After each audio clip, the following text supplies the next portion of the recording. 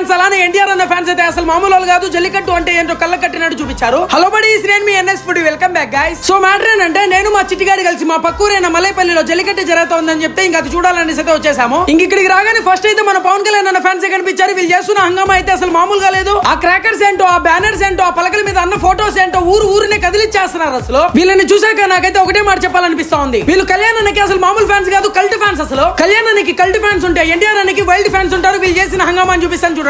Trend ని set చేయాలన్నా వీళ్ళే, ఆ ట్రెండ్ ని మార్చాలన్నా వీళ్ళే అనమాట. ఎందుకు అలా అంటున్నానంటే ఇక్కడ చూడండి, ఇలాంటి థాట్స్ ఎవరికి వస్తే మా ముందర సింహాన్ని పెట్టి వెనకాల వాళ్ళు సింహంగా భావించమని ఎన్టీఆర్ నేను మోసుకోపోతా ఉంటే అది చూస్తున్నా నాకైతే నిజంగా చెప్తున్నా గూస్ బంప్స్ వచ్చాయి. అసలు దేవరం మూవీలో ఒక డైలాగ్ ఉంటుంది, సముద్రం ఎరుపెక్కితే దాని ఎర్ర సముద్రం అంటారు. ఇక్కడున్న జనాల్ని చూస్తా ఉంటే నాకైతే అదే అనిపించింది అనమాట. ఈ పండుగలో ప్రతి ఒక్కరి ఎద్దు చాలా అంటే చాలా బాగా వెళ్ళాయి. అలానే పండుగ కూడా నెక్స్ట్ లెవెల్ లో జరిగింది. సో ఈ రోజు వీడియో అయితే ఇదే అనమాట. ఇంకా నెక్స్ట్ వీడియోలో మళ్ళీ కలుద్దాం. అంతవరకు మన ఛానల్ ని సబ్స్క్రైబ్ చేయండి, అలానే ఫాలో చేసుకోవడం మాత్రం మర్చిపోకండి. By by buddies.